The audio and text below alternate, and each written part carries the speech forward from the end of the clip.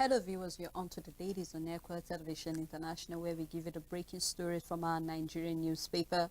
I am Sela Elisha Dashram, and Rachel Tanzi is here alongside me. Thank you so much, Rachel, for being You're here. welcome, sir. Yes, we're live on Facebook and also on YouTube, so you can do well by following us on all our social media handles, and you can drop your comment on our Facebook and YouTube pages. And at 9:30, when we're back from the break, we will open the phone line so you can also call us and let us hear what your feedbacks are, what your inputs are concerning any of the story that is of interest to you this morning. And let us move quickly to the newspaper review, and I'll be starting with the Vanguard newspaper. The big story: alleged grave treason. Tinubu, Atiku seek each other's arrest and disqualification. The writer following that story: APC presidential candidate Kam fires first salvo, recalls the ex-VP quarrel with Obasanjo over the SPV account. And then Atiku retold site forfeiture in US case over nicotine. And permit me to read a little detail on that. The intrigues trading the race for the presidency assume a dangerous twist yesterday as the presidential candidate of the ruling All Progressive Congress APC, Asiwaju Bola Tinubu, and his People Democratic Party PDP counterpart Alhaji Atiku Abubakar called for the arrest and disqualification of each other over allegation of drafts. Tinubu threw the first punch when he asked security agencies in the country to invite, arrest, interrogate, and prosecute Alhaji Atiku Abubakar over what he described as #AtikuGate. Citing a video clip made by one Michael Achimogu, said to be a former aide of the PDP standard bearer, Tinubu said Atiku, as vice president between 1999 and 2007, colluded with his then boss president Olusegun Obasanjo to operate an illegal account tax special purpose vehicle, which is the SVC. He accused the PDP-led administration between 1999 and 2007 of running a criminal enterprise, describing the era as the SPV years. Responding in kind, Atiku and the PDP described Tinubu as a convict who should not be in the presidential race, adding that Tinubu alleged $460,000 drug money forfeiture was evidence of a crime. Now you can see, Rachel, we are back on the backlash again once more in a bid to actually get, to actually get the votes of the masses. We can see that these two, the present party and opposition party, the PDP, are on head again, and we can see the punches coming left, right, and center. I'm not surprised because, I mean, it's that time of the year already, and elections is just, we're counting barely some few days to 25th, so definitely it's something that we will be seeing. We shouldn't be surprised. But then, just like I said yesterday, if INEC have given you guidelines, why do we go for this? I mean, before INEC should actually allow anybody to run, they're supposed to have done their background check on all of these presidential candidates to know if they are actually credible enough for them to be buying for the various positions they are buying for. So if at this point in time INEC did not bring out any criminal record on anybody, because this is not the first time we're seeing this criminal record coming from, especially that of the APC presidential candidate. I mean, from last year we saw people trying to go back, looking at the fact that there was times where he said most of his classmates were dead, he doesn't have anybody. People were asking for his primary school certificate and all of that. But then I believe that before anybody should even attempt to go for the primaries, a background check should have been done. So we'll actually not be having things like this running on paper. Let us remember that the world is actually watching us. We saw last week where the president was asking ECOWAS, and yesterday we saw him going to receive an award of peace. So we should actually expect this peace in the country at a time like this, because at the end of the day, when they are done with the punches, the next thing we'll see is we will be seeing their followers and their faithful going to start fighting, and these are the things that we don't want to see at the end of the day. So I hope INEC will actually do their own work. Security agencies should be watching this closely, because there should be a fine or something to be done, so we'll be able to control all of this. But definitely these are things we'll be seeing on the papers or we'll be hearing before the election. So we should just stay put and just behold whatever it is that comes on the paper coming from most of these presidential candidates. Of course, you know, like looking at INEC, because you just made mention of something that is very important. Looking at INEC, they are the Electoral Commission, which means they're in charge of making sure that election hold. However, they are not in charge of which candidate this party bring to them. We know how the party system works. Delegates vote for the running mates, and they vote, and then they select who they want to be the flag bearer of their party. And INEC is to just make sure that election holds place and all of that. But then the thing that you made mention is, does INEC vet this candidate to be like, okay, you know what, you've given us your flag bearer, but we have to vet this person and be sure that whatever an opposition party candidate will come and say, we've seen this person, the record is clean and all of that. Because just as you said, when there's this back and forth and Peter is saying this person is sick, Atiku is saying you're a criminal, Tinubu is telling Atiku you're also a criminal, then whether we like it or not, we have faithful followers of these individuals that when you go to social media and Twitter, there's a lot of back and forth and insult, and you never know what this could result to. There's a lot of hate flying all around. So we expect INEC, in as much as we know that they didn't select this candidate, the party gave them their flag bearer, but still there should be a vetting and a background check. And I think it would be a good thing if INEC should come out and tell us this candidate is okay. We've checked their qualification, we've checked their criminal record, we've checked everything about them, and it's perfect. So whatever any other candidate will come and tell you, just know that it's nothing but hate speech, and you should not use it against that person. We should be able to have a clear picture of something like that. So I want to believe that everything evolved. There needs to be improvement. We're looking forward. If INEC didn't take this into consideration, perhaps after this election, they should do something about it.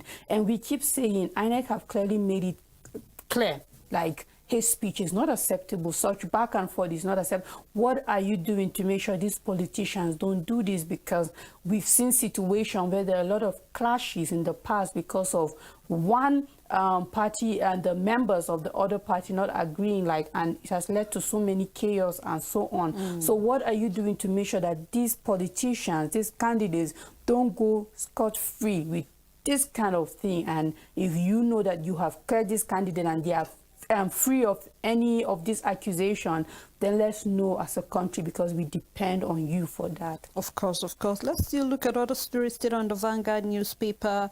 DSS denies invading the CBN as Emefiele resumes from annual leave. You can follow up that story on page 8 of the Vanguard newspaper. Gunmen attack INEC Enugu office again, kill policeman and injured another. We seriously need to do something about protecting these officials of INEC and also the properties that they own. And on polls, why we can't allow temporary voters card, INEC tells the court. You can follow up that story on page 9. Lingering fuel scarcity, shame of a nation. This is coming from Neka, Man, and Nasima and others. So you can follow up that story on page 9. We have other story here, big interview, Nigeria suffering from SAP misadventure of the 1986. This is coming from Audu, the ex-agric minister, so you can follow up more on that. And on Mental Health Act 2021, experts speak out. So for those who are interested in knowing more about mental health, you can read up that story on page 26. And from sport, we have scoring of Oshime, Mofi, Lukman good for Eagles. This is coming from Obafemi. So you can read up for our sport lovers. That's story on page 30, and that's all on the Vanguard newspaper. On the Matrix newspaper, inflation forces UK teachers to announce strike over pay. Obasanjo leads alma mater centenary walk, and you can continue with that story on page 7. After missing out on Modric, Arsenal turned to €100 million decline rise, and you can read that on page 23. The Emefiele DSS controversy. Omokri reveals how Buhari prevented DSS from manhandling Emefiele, and then controversy over arrest of Emefiele as DSS kicks. And you can start with our story on the front page and continue on page 4. The big story on the Matrix newspaper is on 2023 election, the Peter Obi's agenda. And the writer says how I will deliver 7,000 megawatts by end of 2023. Elite gang up, rental political economy are holding Nigeria hostage. Bolanle Rahim, alleged killer cop ASP Vandy pleads not guilty. You can read that story on page 4. With less than 6 weeks to polls, another INEC office raised, policeman killed. Obi at Chatham House promises to dismantle structure holding Nigeria captive. And you can read that on page 12. And at the downside of the paper, bank borrowing from CBN rises by 260% to 21.87 trillion naira. And you can read that on page 19. We have a picture story. Tinubu and Fashola reminisce of 2004. And that's all the news on the Matrix newspaper. On the Guardian newspaper, the big story which is on subsidy, stop 100% fuel importation, Labour charges the government with the rider. Local refinery is way out, say Pengasa. Government using subsidy to blindfold masses, says Okon. Declare state of emergency, probe on subsidy, says Omujade. Labour to resist presidential candidate calling for removal, says the NLC. And I'd like to read more detail of that story. Notwithstanding proposals and campaign promises to end the fuel subsidy, organized labor have insisted that until the federal government provides buffers and alternatives for subsidy removal to work, plans against the removal will be kicked against. Organized labor said putting some of these measures in place will serve as an alternative to fuel subsidy removal. The federal government has allocated 3.36 trillion naira for fuel subsidy in 2023, even as the country's debt profile hit $102 billion. The Minister of Finance, Zainab Ahmed, who said the 2023 budget proposal has a budget deficit of 10.78 trillion naira, said it will be funded through the domestic and the monetary borrowing and proceeds from privatization. With about 11 trillion naira spent so far on the fuel subsidy in 7 years, the federal government admitted the facility was no longer sustainable, therefore advocating its removal. A few months to the proposed removal, the labor movement has threatened to embark on national protests expressing opposition to the proposal by the federal government to increase the pump price of petrol, otherwise known as premium motor spirit. The Minister of State for Petroleum Resources, Silva, at a meeting with critical stakeholders, has said that with the heightened inflation, the removal of the subsidy will further worsen the situation and impose more difficulties on the centenary. However, with the Dangote refinery, he said the facility will have significant impact on the fuel supply dynamics, including easing pressure on the economy, especially when combined with the ongoing revamping of the 3 refineries in the country.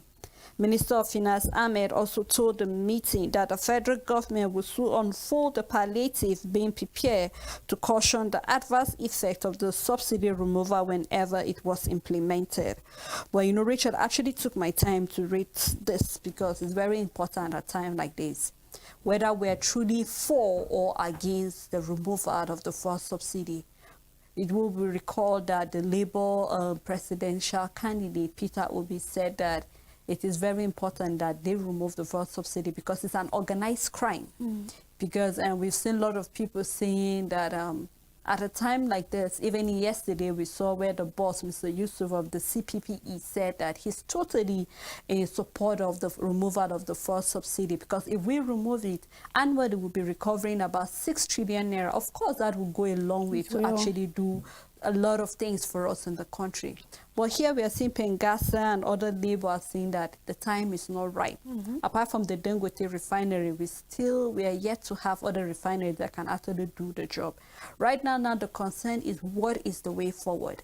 In as much as we want the fuel subsidy to be removed so we can learn to be dependent on our own, we don't have to keep depending on other people. We should be independent, because if we say we want to be an independent country, then that means that every other sector we should be able to fix it without relying on other countries to some extent. Not really totally, because it will take time, because we are learning from other developed countries. But then if you are going to look at it, we want to recover all the lost, finished goods, because imagine when you have crude oil, you process it, there you get kerosene, there you get diesel, there you get other resources just from the crude oil. Now we are losing all of those resources because we have to actually send it to actually get other nations to refine it for. So right now the question is, what is the way forward? Is it right? In as much as it's right, is the timing right? Just like we saw the redesign of the Naira note. People were excited about it, but then we're looking at how much we spent to actually reprint just a little, because we spent much more than what we actually printed at the end of the day. Now we're going to look at the issue of the first subsidy. Till date in Plateau State, the price is very high, and that's why, when you get to transportation is really very high, foodstuff and all of that. Now, what is the way forward? As a nation, what can we do at a time like this? We're looking at fixing that refineries. We're looking at making sure that that sector is well taken care of. Yesterday, we saw that they gave it to us. When it comes to oil and gas, we're doing quite, good over there. So right now, what is the problem? Labour is saying we are not ready. Do you feel we are ready at a time like this, Rachel? The thing is, we're not ready, but we can't wait until we're ready. That's my stance on this, and my opinion. I would say that we can never be ready for fuel subsidy to be taken out. Like with the subsidy currently, you can see the hike still on fuel price, and then imagine without it, what it will be like. So we're not ready. Yes, we're not. Like with the many things going on in the country, we are not ready.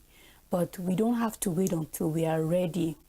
It's about making a scale of where taking the subsidy out will take us to. When we remove the subsidy, where are we going to move towards as a country? And are we ready to make that sacrifice for a period of time until we reap the dividend? We already know that we are losing out by not refining our crude oil by ourselves. The many other products that could come out of this crude oil, we are not getting it. And that means that we are losing a lot of money, more than even what we are having for the fuel subsidy or what we are putting.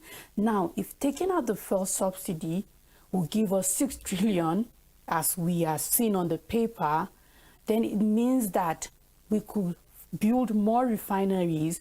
We could have other projects that will make sure that, this crude oil stays with us, and we're able to remove every other product from it and not miss out any or lose out any from it. So I think it's all about sitting down as Nigerians and seeing the advantage and the disadvantage. And I keep saying Nigeria will not get better like magic. We'll not just wake up and our economy is doing perfectly well. We will not wake up and everything is okay. No, it's a gradual process. Let's tell ourselves things turned around for them. The world leading power did not do that overnight. It wasn't a one-day thing. America didn't wake up to be the world power within 1 year. This took hundreds of years.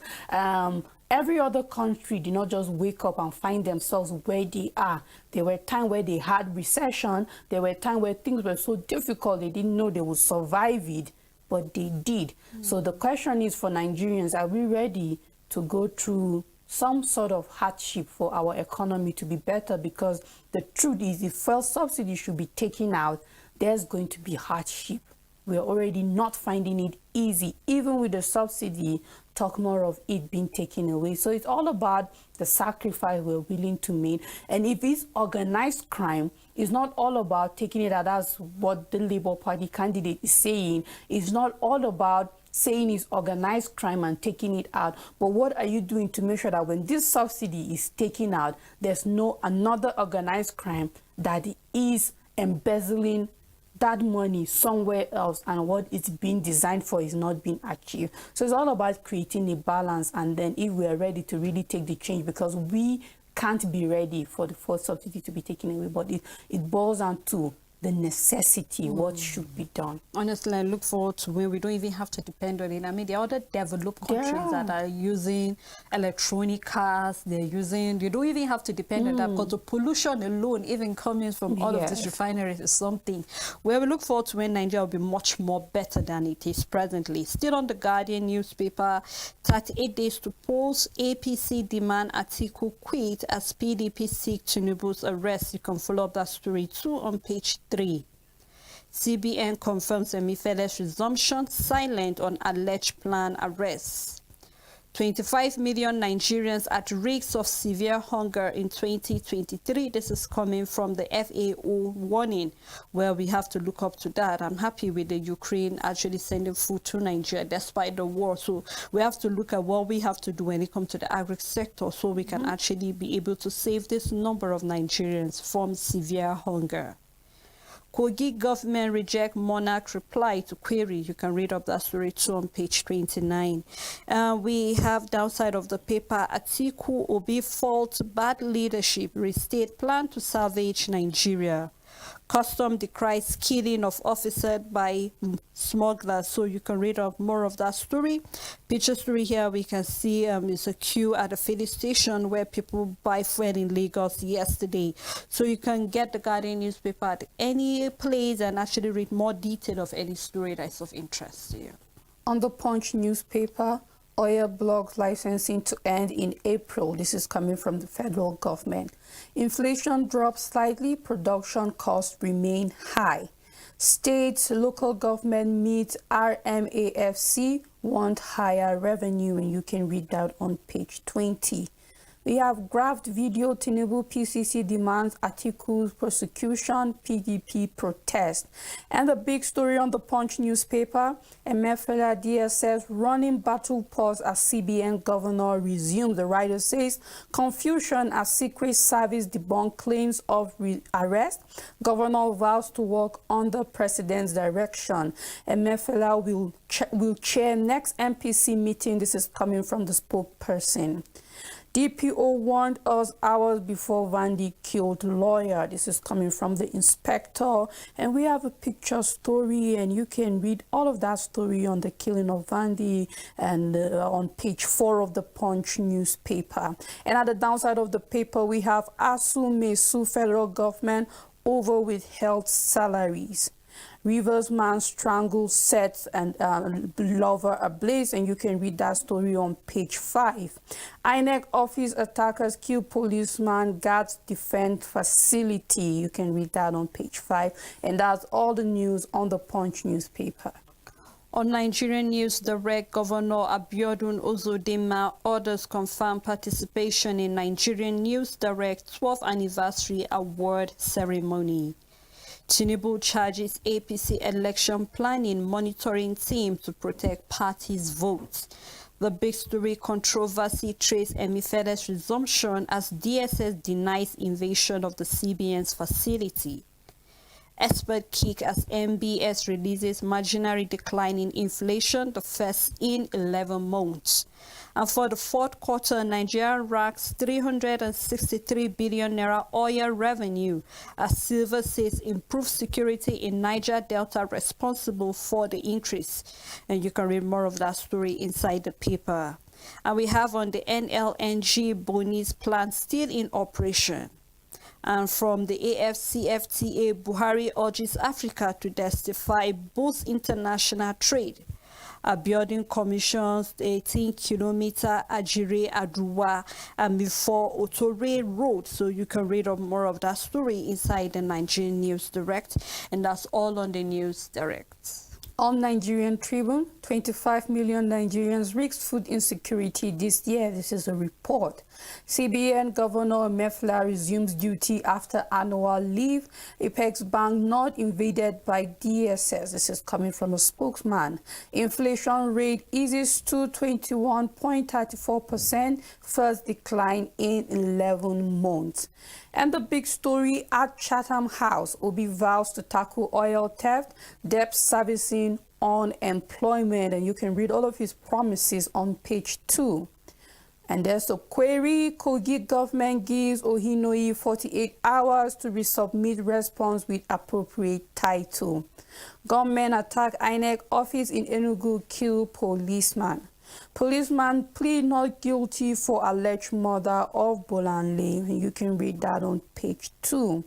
IPOB rejects Soludo's offer, says stage for Kanu shorty has passed. And you can read that on page 8.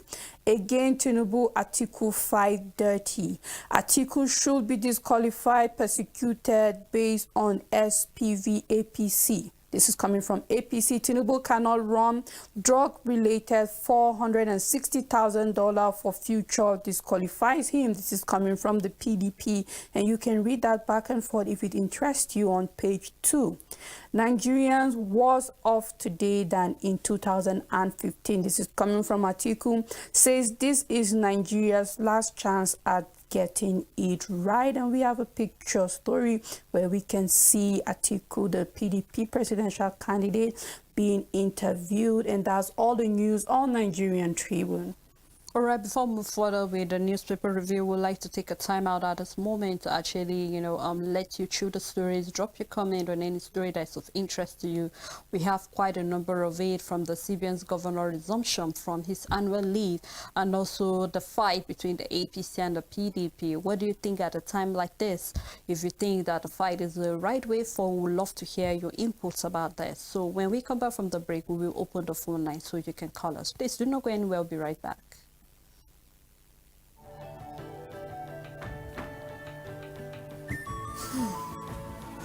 And Timothy, without this camera, which camera is this one?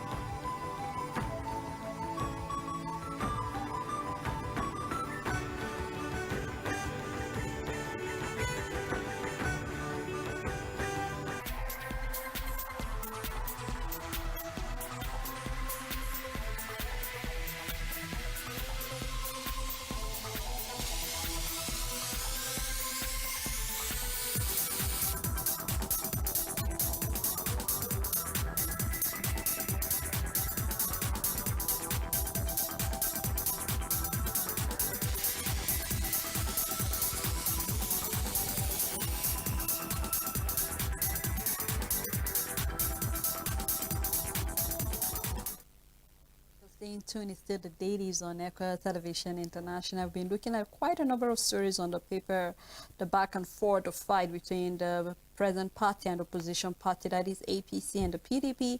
And also we are seeing about 25 million Nigerians risk severe hunger this year. This is really a very serious one. So we really love to hear what your inputs are concerning any of the story that's of interest to you. We're live on Facebook and YouTube. You can drop your comment there, and also our phone numbers are displayed on your screen. You can do well to call us. Please do remember, when you call us, to move away from your TV set, and or you actually have to turn down the volume so we can actually hear you properly. And I'll be moving on with the newspaper review. Richard is still here with me. Thank you, Richard. You're welcome. Another leadership newspaper on 2023 election, a fight to the finish. This is coming from the River State Governor Wike. Jonathan warns politicians against hate campaigns. You can read up more of that on page 9.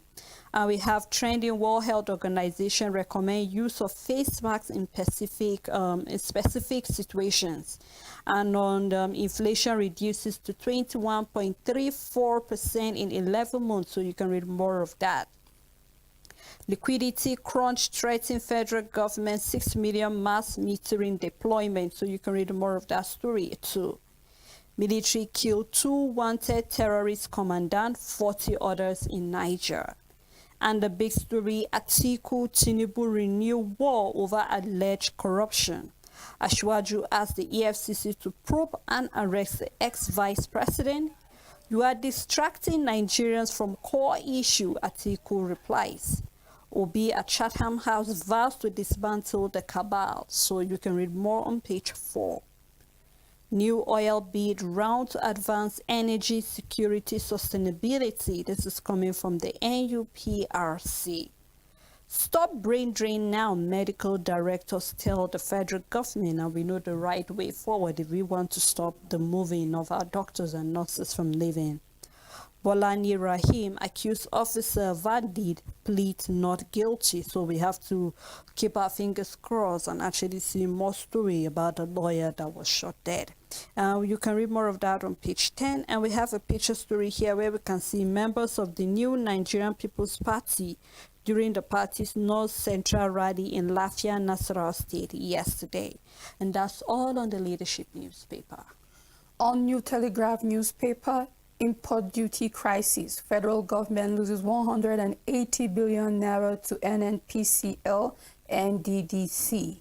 Nigeria's December inflation falls after 10 months of increases. National Assembly delaying new revenue formula. This is coming from RMAFC. CBN governor resumes after annual leave. IPOP rejects Soludo's offer, says its leader doesn't need shorty, and you can read that on page 3 and 8. Bolanle Rahim, suspected killer, court plead not guilty. And a big story on New Telegraph, Atiku Tinubu clash over corruption, allegations and political thuggery. The writer says launch of Jagaban army transitional and treasonable, plan to disrupt election. This is coming from PDP. Atiku should be arrested, prosecuted for abuse of office. I will work with private sector to solve Nigeria's economic challenges. This is coming from Atiku. Says it's risky to hand over Nigeria's future to Tinubu or Obi. Tinubu meets with APC planning monitoring teams, charges them to protect party's vote. And you can read all of that on page 3, 4, and 8. And on February polls, court fixes January 30th for judgment on temporary voters' cards. Party primary poll losing plotting sabotage. This is coming from CSOs. And you can read that on page 8. Bakari zero score at presidential primaries affecting his political reasoning. This is coming from Tinubu, and you can read that on page 26 of the New Telegraph newspaper. Police confirm attack on INEC office and officers dead. This is in Enugu, and you can read that on page 2. Kwankwaso promises free primary secondary education in 2023 and to rescue 1 million youths into Nigeria and police, and you can read that on page 28. Food companies faltering from inflation should pay windfall taxes. This is coming from Oxfam, and you can read that on page 28. Obi at Chatham House, I will declare war on power sector. You can read why he's saying that on page 4. GMD advocates rehiring of retired physician, increase funding, and this is on brain drain for our medical doctors, and you can read that on page 8.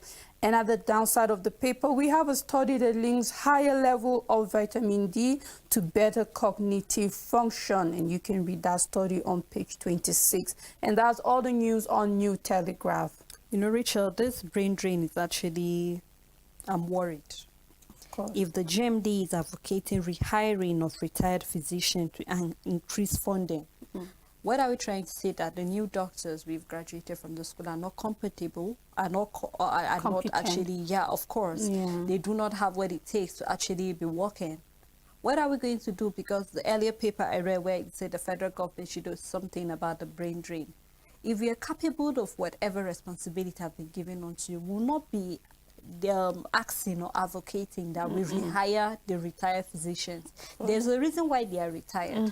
It's because they have actually it's either they have served or they have actually gotten to the age where they can no longer do what is expected of them. Some of this research and reading that requires for you to be actually a very good physician, especially when it comes to surgery and all of that. We are seeing that there are lots of issues of mental health left, right, and center, and this is something that needs to be attended to. Yesterday, we saw where the federal government have paid Konwa the whatever money they are owing them. ASU is actually asking that they should do same. So why don't we look into what can we do to actually make sure that we take good care of the physicians that are still left behind?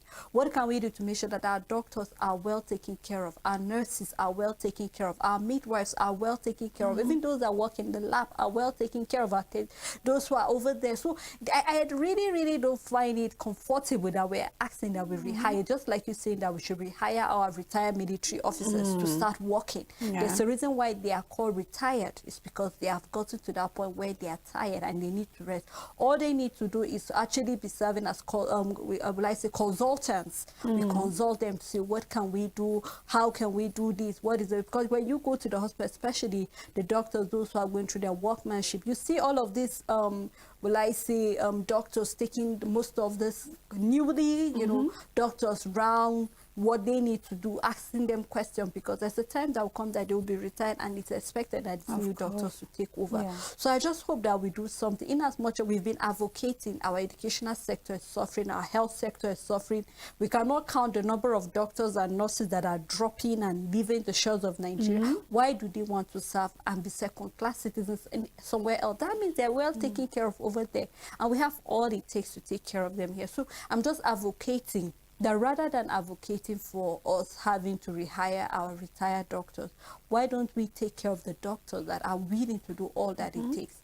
I remember during service, there was one of the core members that was there that was a doctor. He was doing his best. Rachel, I will tell you that people prefer him treating them to even the resident doctor that was there, because he could do everything. He served as a gynecologist, he was there during the surgery and all of that. And these are the kind of people that we need to be there. Imagine if he's well taken care of. He won't be looking for an application to go to to go to Canada, Australia, UK, or wherever it is.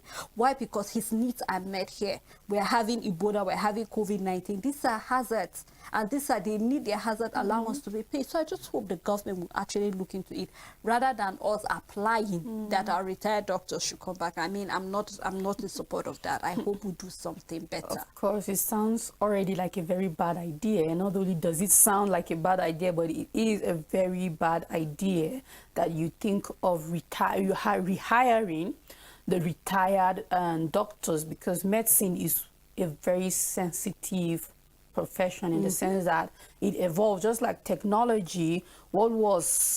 What was in vogue 2 years ago is no longer in vogue. When it comes to technology right now, it's the same thing with medicine.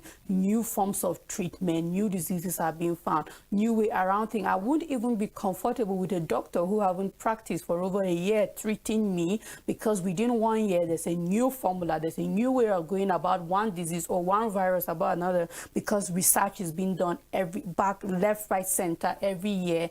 And you will even be an outdated doctor if you haven't even practiced for a year. Talk more of a retired doctor. So it's a bad idea, and I don't think it's welcome.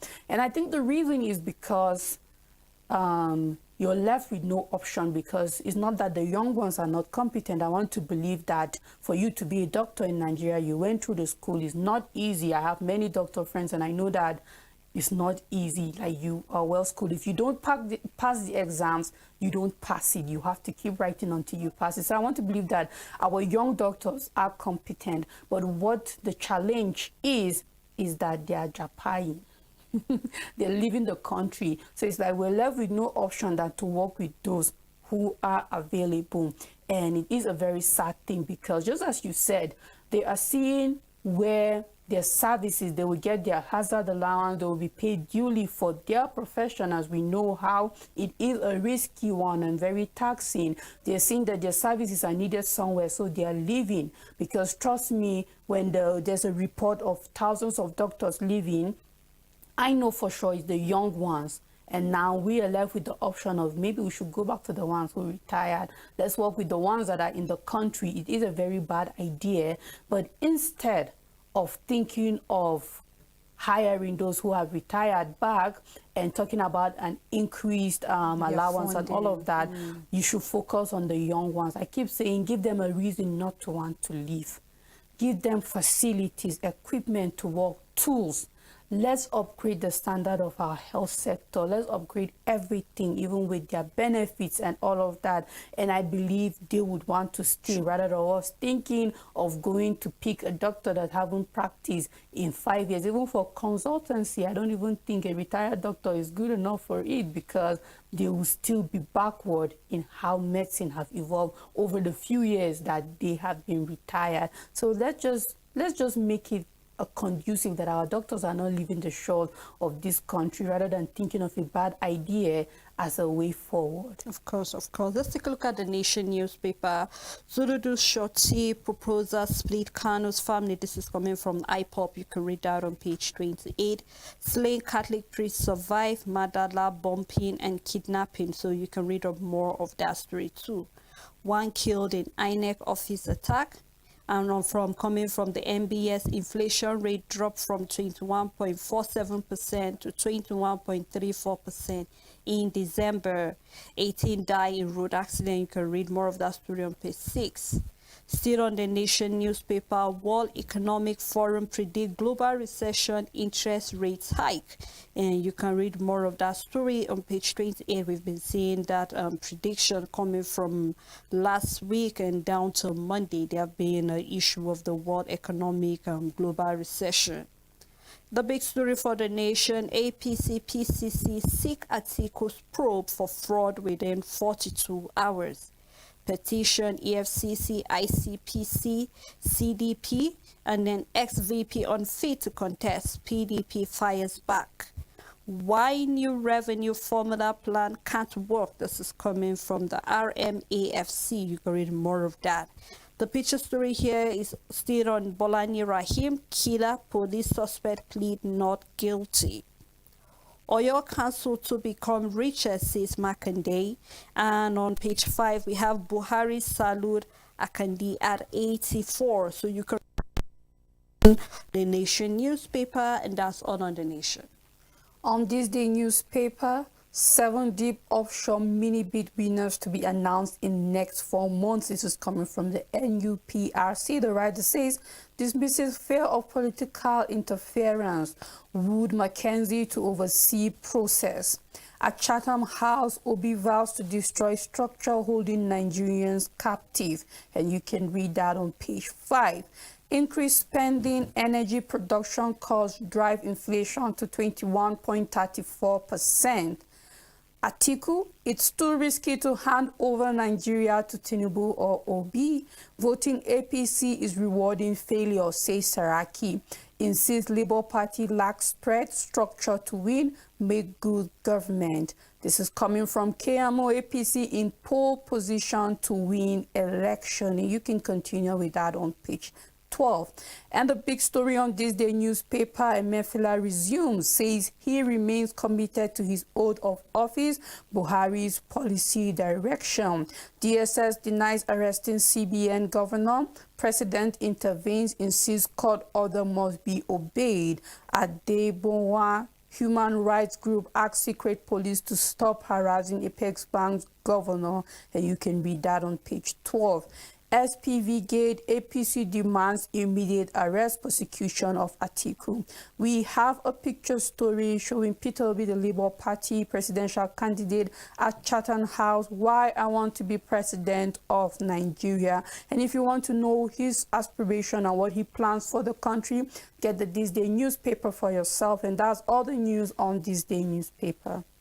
On the Daily Times newspaper, APC government dressing Nigerians' economy in borrowed ropes. This is coming from the PDP presidential candidate Atiku, as he promises to put Nigeria among the 20 top economics in the world. So you can follow up that story from the front page and also page 2. And actually, if he becomes the president, you look for Nigeria to be among the top 20.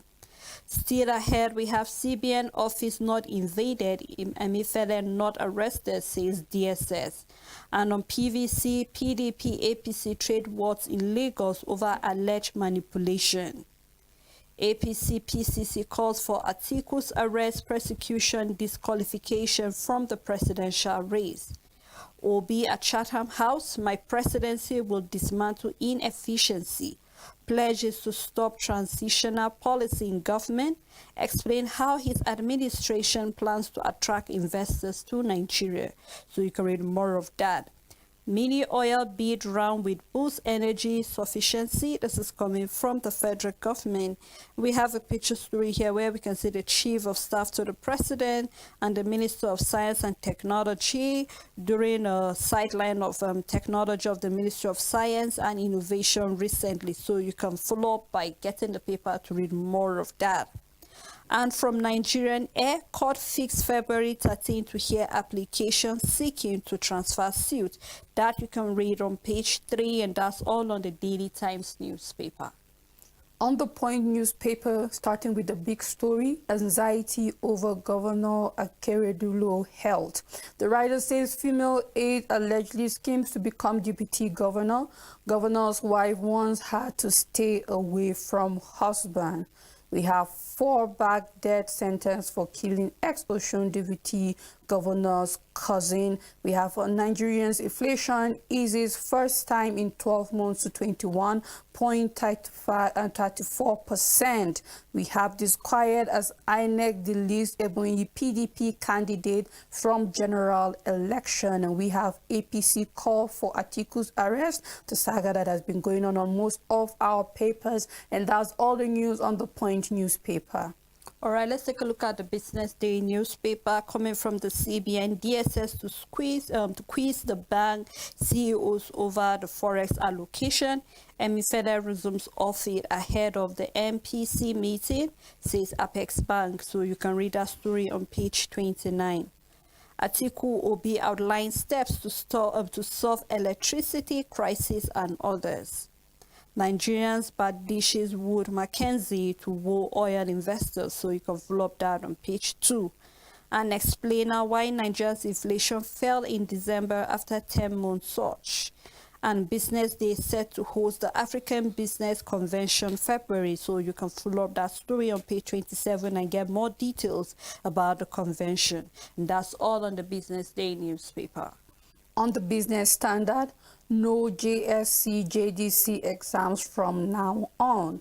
Reserve highs, U.S. court rejects RCBC, 6 others appeal.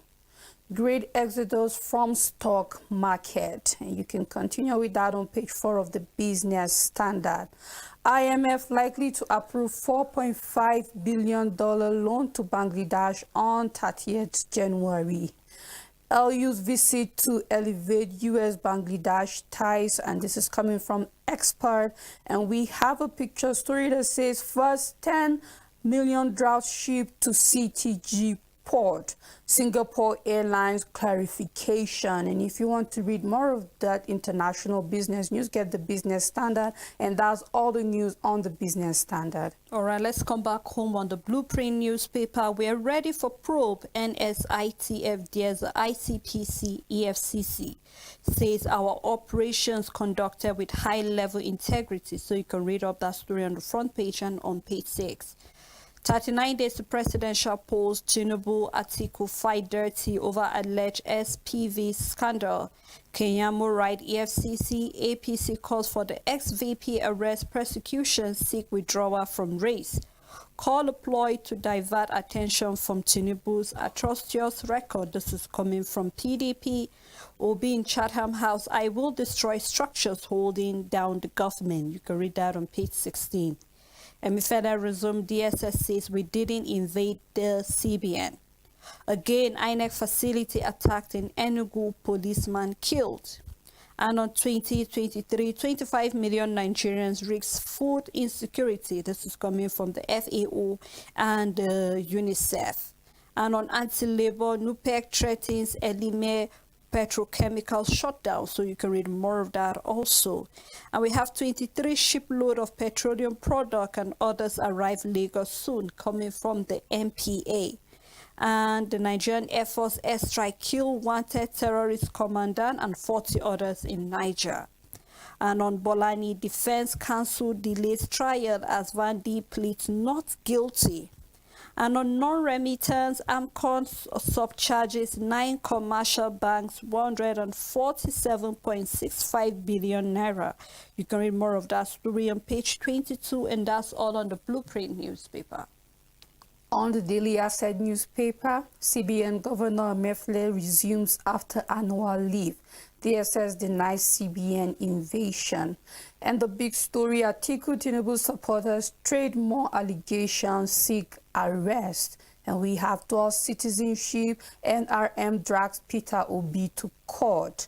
Daily Asset Awards, Rim Ruke speaks on education funding. The writer says Otom EFCC Chairman Bauer Jedi Abba confirms attendance. At the downside of the paper, we have fish out Catholic priest killers, Niger governor order security agent. We have actor stabs neighbor to death, over 1,000 naira electricity bill. What a sad one, and you can read that story on page 8. We have international bilateral consumers owe Nigeria 4.71 billion naira in electricity bills, and you can read that on page 27. And that's all the news on Daily Asset. All right, thank you so much, Rachel, for doing this with me. And this is how far we can go on the program, The Dailies on Echo Television. Thank you so much to our followers and also to our supporters for always being here with us. Thank you to the crew members. And remember, if you want to make a change, the right time to start is now. Have a blessed day ahead.